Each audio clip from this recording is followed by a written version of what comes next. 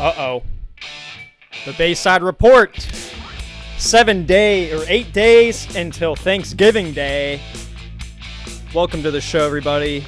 It is November 16th. We are already more than halfway through the month. Where is time going?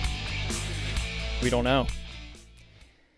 So I was in Chipotle last night. I placed a mobile order, okay? Within a fairly reasonable time range. I think I placed the order at 6. I was in the gym, had a few errands to run at the stop at the store. So I was going to get there by 6:30. Perfect. The order should be ready. So I get there right around 6:30. And I thought it was a bar.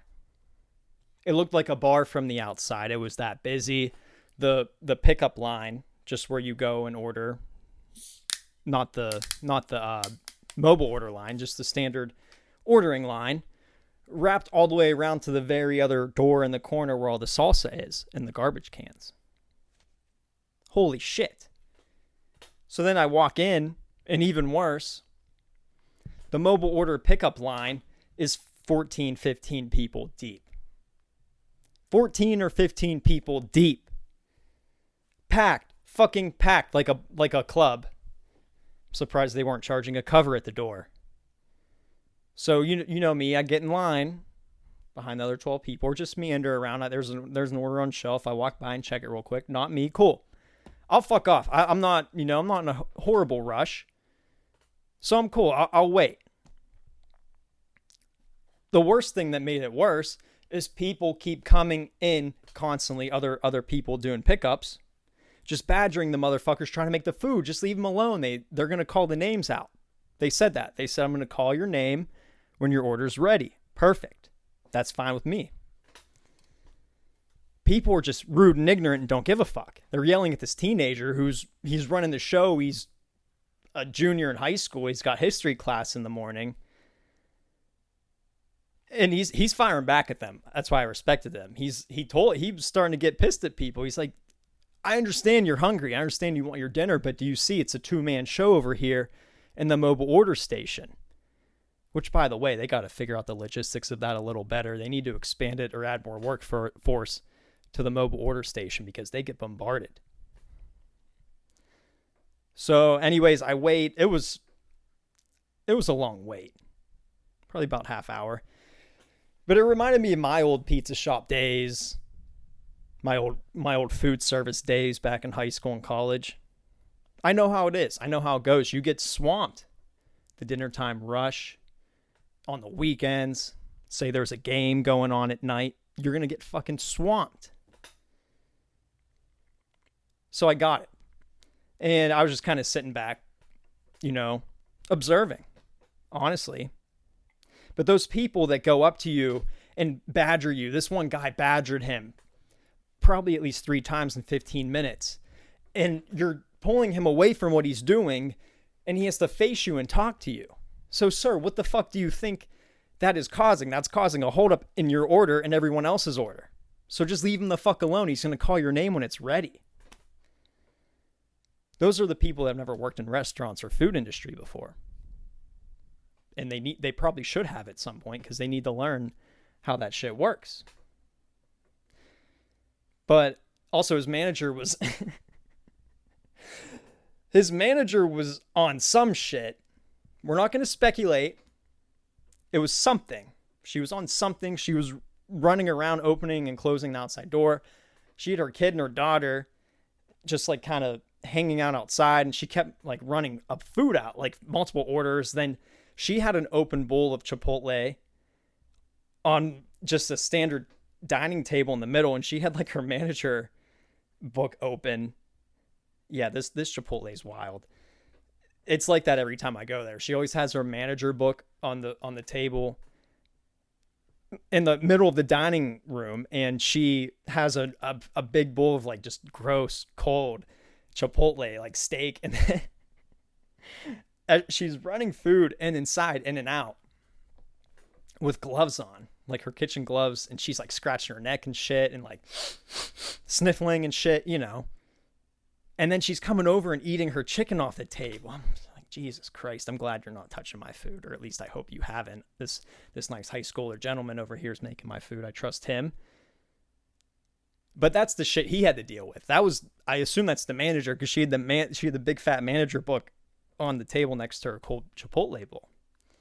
But finally, my food was ready, and I just told the guy, I said, dude, don't let any of these people get to you. I was like, they don't understand food industry. I said, you're one person. Just do whatever the fuck you can get done. Just do what you can get done. And he needed to hear that, because he fired back. He's like, yeah, fuck these people. I hate these people. He's like, what the fuck do you want me to do? I got 40 orders. I was like, just do what you can, brother. Just do what you can. But anyways, that was my night last night. And the plaza this Chipotle's in is just, I don't know who planned this plaza. You have a Chipotle, a Jersey Mike's, a Blackjack Pizza, a Chick-fil-A, and a Dairy Queen, and then a Wawa next door.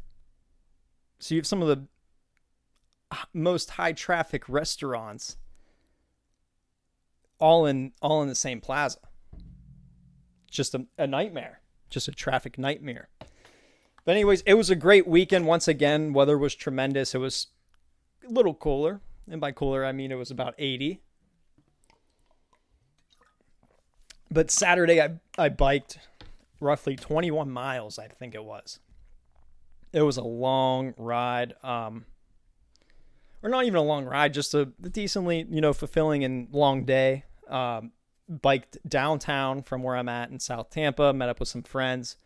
And like I said, Tampa is bonkers for biking. It can get, it's overwhelming with all the pedestrians. There's just people everywhere, pedestrians everywhere. No bike lanes, people driving like lunatics. So it gets a little hard, but they've the nice river walk, which also gets crowded as fuck with foot traffic. So you have to be careful on that and yield to pedestrians. But I took that bike ride from here to downtown to this little open air market north of Tampa, met up with some friends, hung out for a little bit, and then rode home. Took in the scenes. And honestly, the ride home was probably the best part of the trip, just because the water, when you're coming from downtown going south to South Tampa, you on the bay, you straight bay right in your face. The water, Mexican fan palms, palm trees everywhere, beautiful homes. Of course, there wasn't a damn cloud in the sky all day Saturday.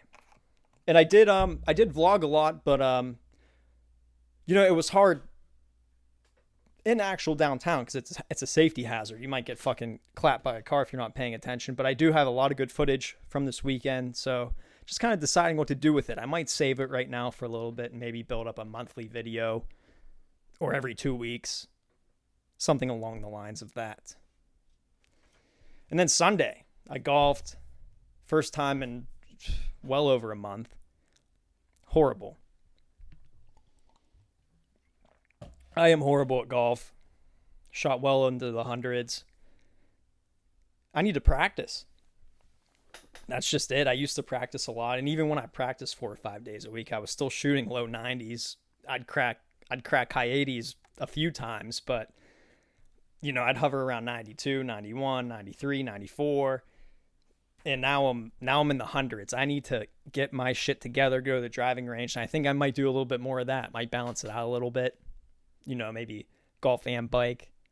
Not just go crazy with it and bike 20 miles. But anyways, Clearwater Country Club. Beautiful. Short course. Wasn't that long. But a lot of obstacles, a lot of hazards, sneaky water here and there, a lot of layup holes. It was a great course. Really enjoyed it. Watched the Steelers. Finally got the win against the Saints. New Orleans. Great victory. Kenny Pickett had a rushing touchdown. I believe a passing touchdown. I think we kicked 2 field goals. I forget how the scoring went. Made a pulled pork crock pot. Been getting into the crock pot game a lot more the past few weeks. It's just clutch. I throw something together real quick in the morning or at night, let it sit overnight. I have dinner for 3 or 4 days. Then you could freeze it. You could make a bunch of different shit and freeze it all, and then you could just you got different options. You have a wide variety to select from. So I might just build up like an arsenal, because I hate cooking. I'm a shit cooker. I hate doing it. I have time to cook, but I don't want to spend my time cooking. So crock pot's good for someone like me.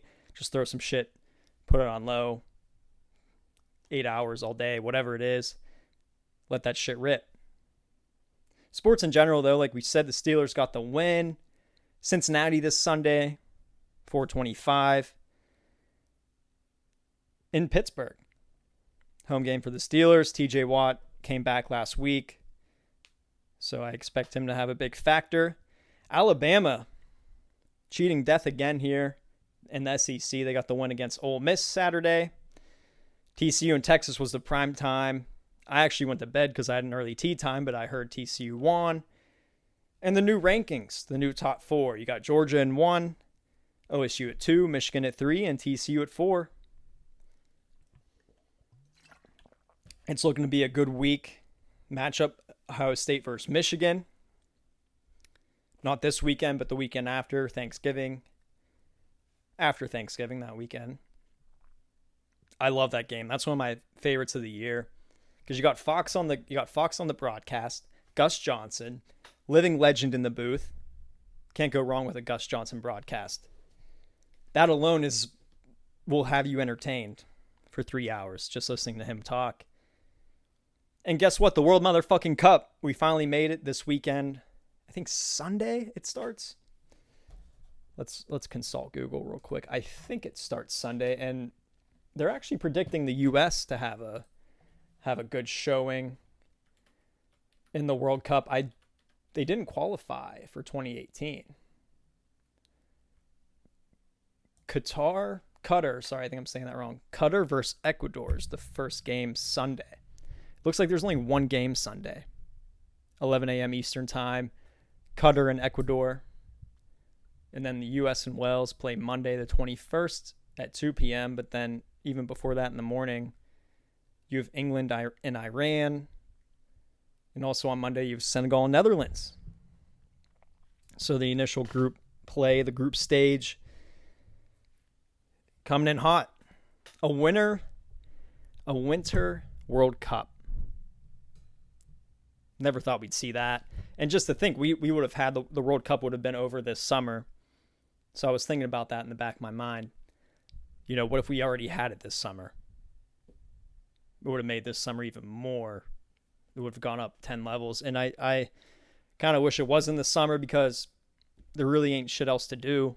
It would have made it way more electric instead of sitting in Tropicana Field 5 or 6 times. I could have been watching Croatia dominate.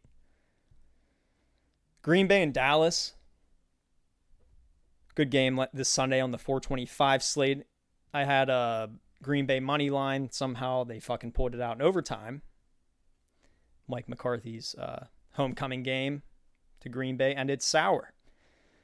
Mike Pereira, he's a rules analyst for Fox. He was working the 9:30 game between Buccaneers and Seahawks, the one in Germany.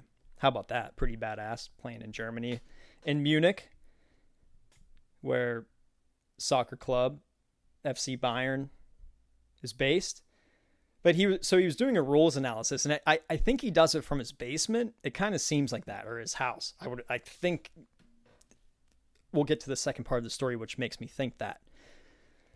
So he's on screen. He does his analysis, and he like finishes talking, smiles at the camera, and then looks to his right. So he looks this way, and he just starts. I'm not going to do it because it's weird, but he starts flicking his tongue at someone. Thinking he's off camera. Mike, what are you doing, cuz? Who's back there? That's why I think he's doing it from home, because is it one of his girlfriends? Is it his wife sitting back there doing something? Like, does Mike just have, does he have pajama pants or boxers on, and he just had the top, he had the suit top on, but the boxers on the bottom? That's what I think. And plus it was 9:30 a.m. He's definitely just at home in his basement in his studio. You know, he commercial breaks, he's hitting his wife real quick, or his girlfriends, whatever it is, and then he's throwing his boxers back on and getting on getting on for the rules officials, the rules updates when they need them. So yeah, that was last week in sports. Current events, fucking going crazy this week. Russia, Ukraine, the saga continues. The war rages on. G20, the G20 summit was this week too. Russia did not attend. But I'm sure everyone has heard. Just yesterday, the missile that landed in Poland and killed 2 Polish citizens. Initially, it was thought to be a Russian attack because Russia just happened to launch a missile barrage of their own during G20 all over Ukraine. Started attacking all over Ukraine with missiles. So the initial conclusion that was that one of those missiles landed in Poland right across the border. But it has been confirmed actually today, not too long ago, that those missiles were actually from Ukraine. So all day on Twitter yesterday and everywhere, hashtag World War III, this is it. Article 4 of NATO, or Article 4 or 5, I forget which one it is enacted. We have to defend Poland because they're a NATO member. So it really looked like shit was going crazy, or about to get crazy yesterday. But fortunately, as we know right now, apparently, it was a Ukrainian missile, defense missile, I believe, that may have landed, backfire. I don't know. We just know it landed in Poland. So, what a day it was. And when that news came out, Zelensky just went AWOL. He's like, we need to hit Russia back, blah, blah, blah, blah, blah. We need more aid. We need $37 billion in additional aid from the U.S. Pump the brakes, Zelensky. Pump the fucking brakes. Let's do a little fact checking first before you go nuts. So he needs to calm down a little bit. He came out hot out of the gate when they thought it was a Russian missile in Poland. Hurricane Nicole. Our thoughts and prayers are with those affected on the east coast of Florida. Volusia County got hit hard. $481 million in damage. A lot of homes deemed unlivable, especially on the coast. Beach erosion. I just feel, it's hard. It's hard to see what a horrible year for hurricanes here in Florida. A lot of people affected by the damage. There was a Native American burial site recovered from this wreckage of Hurricane Nicole. 6 skulls, thought to be over 200 years old, were recovered. They're not going to search any further for any more evidence, but they believe it was from a Native American burial site. So our thoughts and prayers are with those people affected, our Florida brothers and sisters on the other coast. How about the FTX collapse? It's just the the plot is thickening every day. Just more and more. The story, I was reading it yesterday and was a little flabbergasted by the CEO, this Caroline Ellison girl. But long story short, for those who may not know, FTX was a crypto investing platform, pretty much a brokerage, where you buy Bitcoin, Ethereum, whatever. And I believe they were planning on getting into actual stock trading at some point down the line. So long story short, they funneled client funds around $10 billion worth into Sam Bankman-Fried, the founder. He had another organization, Alameda Research. So he pretty much funneled client funds, profits, anything, and put it all on his crypto, the FTX crypto, FTT. So that raised a lot of red flags, as it would. Why do you have all of your assets in one place on one coin? So they expanded way too fast too. They had all these sponsorships. They had FTX Arena in Miami, the home of the Heat. They had the MLB sponsorship. They were the official crypto sponsor of the MLB.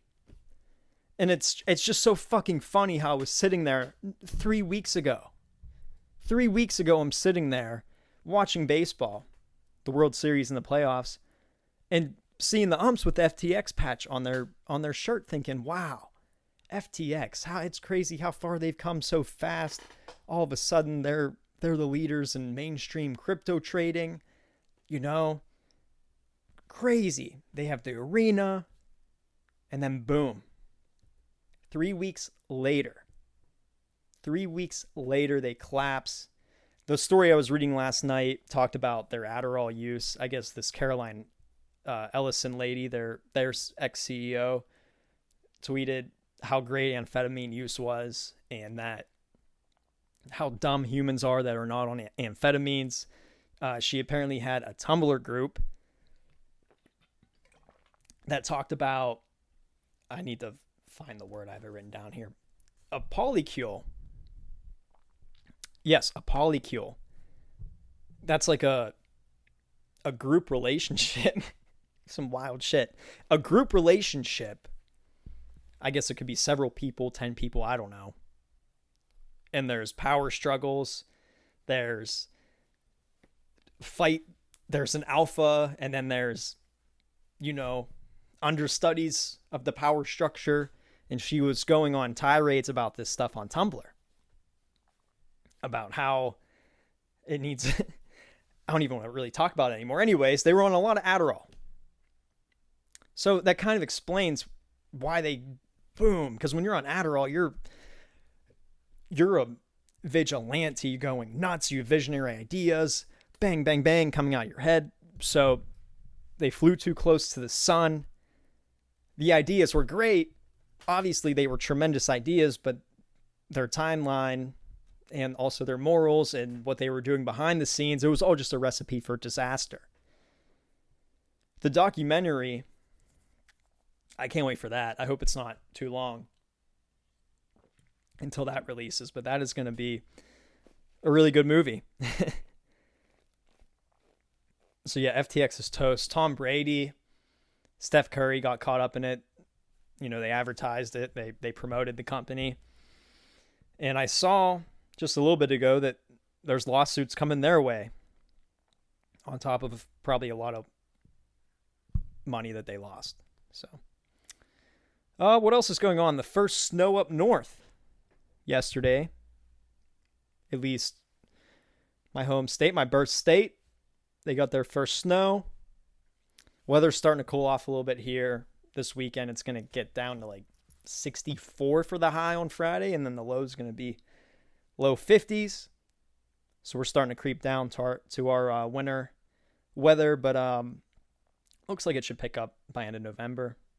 I saw a guy wearing a beanie in 80 degrees 2 days ago, a day ago. 80 degrees, beanie, long sleeves, sweatpants, of course. So the locals are getting ready. I will definitely need that beanie broken out by Friday. Once you get under 70, for me, it's over. It's over. I saw that P. Diddy posted on this video on Twitter. It was reposted, but it was him with his barber talking about how he gets daily haircuts, sometimes multiple haircuts every day. So usually he pays $1,000 for a haircut to the same barber. He's a barber on payroll. $1,000 a day if it's one, $5,000 a day just to keep him on retainer for multiple haircuts. $5,000 a day. $35K a week if you're getting that $5K 7 days a week. $7K to $35K if you're in that range a week. That could be up to $1.8 million a year to cut P. Diddy's hair. Now, damn it, you're going to work hard and you're going to work every day. But, I mean, I assume he's living with P. Diddy or close by. He's also making $1.8 million to cut hair. Got in the wrong trade. Should have became a barber. What a year 2022 was. We're already there, folks. December's coming, the last and final month. November rolled on right by. So what are you going to think when you look back on 2022? I'm going to think of 2022 in two ways. I guess on a global scale, it was a bridge year to even more scary uncertainty in 2023, with the war starting in February, inflation on a massive scale, gas prices going up, Biden's presidency and all of the gaffes he's had this year, couple that with unrest, just general unrest all around the world. Globally, it was a tough year. But personally, for me, it was one of the best, if not the best. One of the most advancing years. I traveled a lot, moved here, new jobs, new opportunities, new skills, a podcast. I have a lot of momentum carrying me into 2023 as long as we're not nuclear waste. Everything should work out. We should keep going up, onward and upward in 2023. But where are we going to be in 5 to 10 years on the global scale? I always try and think 5 to 7 years in the future of what we're going to be. And in 2015, I couldn't have really predicted we'd be here. That's kind of right when Trump started considering running for president, 2015. I was a senior in high school. That's when Trump kind of started coming out of the gates a little bit, but no one took him fucking seriously. No one thought he had a shot of winning. But I remember that's when the iPhone 6 was out.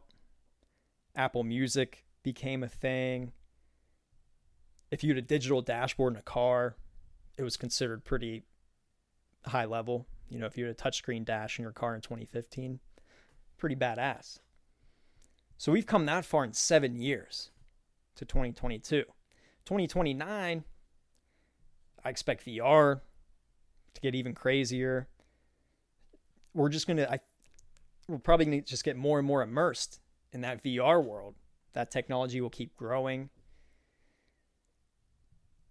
5 years, though. We'll just have to see how this war escalates until then, or if it ends by then. Putin, what's Putin's fate going to be? That has to, that's going to decide a lot of things.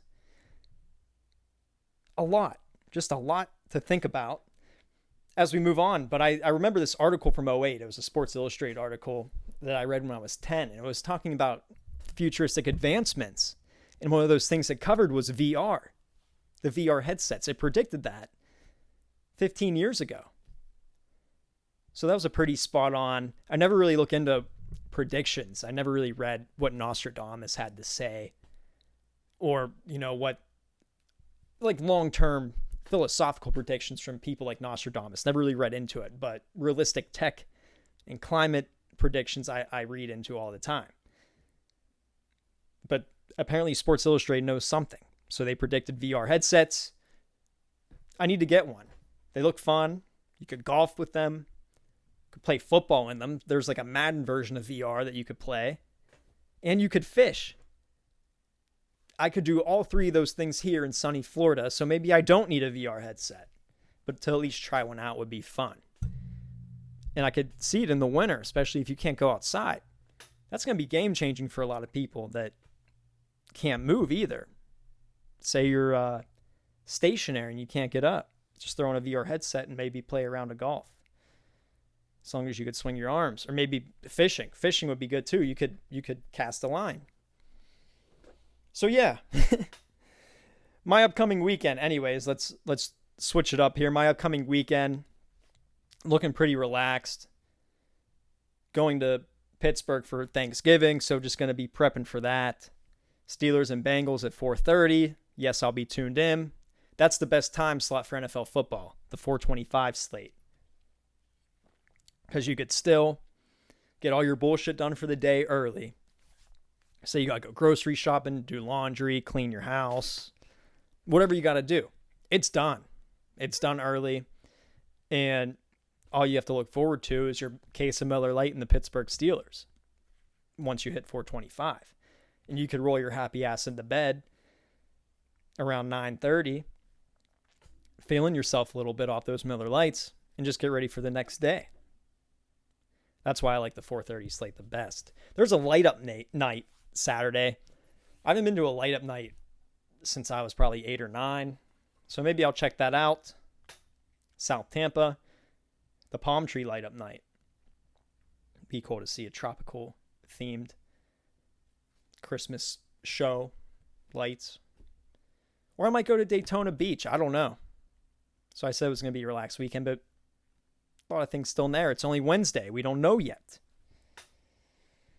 And even maybe hop on the bike. Maybe even play a little bit of golf. Of course, hit the gym and watch the World Cup on Sunday. And relax. So 2022 being over, I have been thinking a lot about just my life in general. Every year is a new chapter. Every year is a new chapter in our existence. I had no clue. I think back, when I think of years, I think back to 2017, 2018, when I had no clue really what I was doing as a recent high school graduate in a professional pilot program, an aviation program. I didn't really know. I knew in my gut I wasn't going to be a pilot. I was trying, though. I was trying my hardest. I had about 50 total hours of flight time. And think about it, I was doing it young. I was way too young to be deciding if I wanted to do this. Now, some people are born with it. Some people are born into actually have parents as pilots who own planes. So they've been flying since they're 10 or 11. You got had way more experience on me and just general knowledge and passion. But me coming in 17, 18 years old, no experience, really, they throw you to the wolves pretty quick. At 10 hours, you're taking a solo flight by yourself. Now, you're just flying around the airport, but you're still doing a solo flight by yourself. 10 hours in. 10 hours of flying a plane. First solo. So I went up, and my first solo was fine because, I'm by the airport, staying around. No worries. The second solo, which I totally forget. I think is it 30 hours? I think 30 hours is whenever they send you on a cross-country solo, which is not cross-country, but it's across a pretty big distance. It was it's what a 2-hour car drive would be on the ground. It was about a 45-minute flight, so it's a little bit far. So mine, from the Pittsburgh area to Erie, PA, by myself, 18 years old, and I'm already not the best pilot. That's when I really knew. I was like, fuck, I don't think this is gonna work. I remember there was like a rain cloud coming in and out, and the goal was to fly to the airport, land, and then immediately take off. Of course, landing, my worst skill set when I was a pilot. So I come in, and the weather's not good, by the way. It is raining a little around. There's showers in the vicinity. So I come in, bang, boom, boom, and I almost took the right wing to the runway and didn't make it back. But I throttled it and got the fuck out. Talking to air traffic control, Pittsburgh ATC. Who the fuck is this? I stomped on like 3 Delta pilots when I talked. Stomped on them talking. But they deal with those students all the time, so they're used to it. I look back on that experience fondly, though. I had a bird strike once on some Captain Sullenberger shit. I was flying with an instructor right by the airport, and it's a little single-engine plane, 2-seater. We just took off. I think the lesson was like 10 minutes long. This was God telling me not to keep doing this. Not even 10 minutes into the flight, still see the airport off to the right. Boom, bird right in the propeller. Propeller cranks him up. Nothing came through to the cockpit or anything, but of course that's a safety hazard. So we land. That was the lesson for the day. 10 minutes. He said, sorry, we can't fly today. You got to go home. I was like, all right, cool. I guess I'm going home. I hit a bird today. I almost had a collision, a few, which when I tell people, they're like, what the fuck? Yeah, it's much more common than you think. In this situation, it was a classmate of mine. He was on a solo flight, And he was a little bit ahead of me. So I think at this point he was doing his first solo cross country flight. And I was with an instructor. Now, crazy enough, I was doing an instrument exercise. So when the weather's bad, you have to fly based off your instruments on the panel because you can't see anything outside. So I have a hood. It's called a hood. You wear a hood so you can't see anything outside. You can just see in the cockpit in your instrument. So my instructor, she was badass. Short little thing. I think she's an airline pilot now. But you could tell she was tough. She liked to hunt and shit. Just a real like girl's bro. So she grabbed control. I was flying the instrument and she pushed the yoke down and said, she goes, holy fuck. I'm like, what? She goes, there's a plane above us, a Piper aircraft that almost hit us. That was the second strike. Or no, that might have been the third, because the cross-country solo was the first. The bird strike was the second. I think that was the third, but that happened at least 2 or 3 more times, separate incidents, where I had people flying over me within 200 feet, maybe 100. Yeah, shit gets real. Those student pilot airports. I mean, the risk assessment has to be through the fucking roof. Their insurance has to be so expensive. And I remember there were a few accidents while I was there. I think a kid broke his shoulder. And you fly in snow. When it snows, you fly. They'll clear, and you can't. The other thing is you can't put salt on the runway because it'll get caught in the engine. So when they shovel the snow, they shovel the snow. There's no other. I don't think they use anything else to melt it. I wanted to say they use what they use on the big commercial planes to spray the wings down in the winter. I don't even know if they do that. I think they just, at a small general aviation airport, I think they just plow the runway and let it go and let it melt. So some kid was coming in for a landing. One lesson, slid all over his plane, his Cessna 172, tailed up, and he broke his shoulder. That shit happens a lot. There were actually 4 strikes. The super final straw. I was somewhat close to obtaining my license and moving onwards. But I was flying once or twice a month. The weather was bad. I just wasn't progressing. And I wasn't enjoying myself deep down in my heart. I had a second or third stage check ride before the exam. And the check airman, the tester, was 84 years old. And I can't really do the voice, but if you watch South Park, Stan's grandfather, how he talked, like an old guy, that's how he talked. I couldn't understand a fucking word he was saying. Not a word. That's how it sounded like. And he's telling me to do these maneuvers, and I can't understand what he's telling me to do. And he's getting more angry with me by the moment.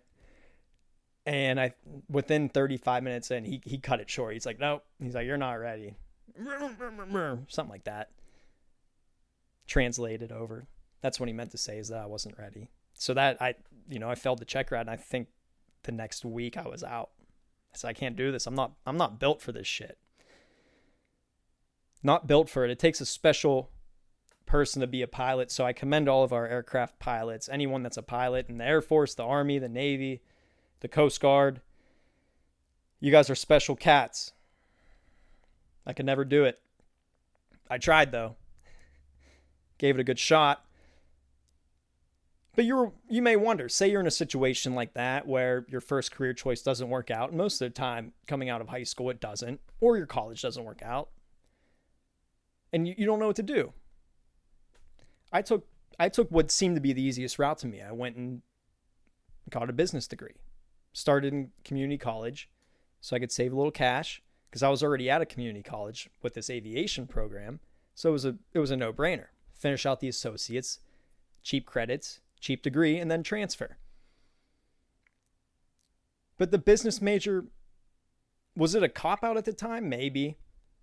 Because I knew I wanted a degree. I just didn't know what in. And business was an easy choice. And I know business majors get a lot of hate, but it really is the best major if you're ambitious with no real idea of what you want to do. At least in my opinion. Because say you work hard, you hustle, you're smart. You may have worked in a small business in high school. You see how they operate. And you're intrigued with it. You know, you're a people person, you like to communicate with people. You just don't know exactly what you want to do. You don't want to be a nurse in a hospital, or you don't want to be a IT guy behind a computer all day. But you're ambitious and you're smart. Try business out and see where it takes you. Because it took me down a few paths, just alone of meeting people, and some of the things I've done weren't even really business based, like broadcasting in college.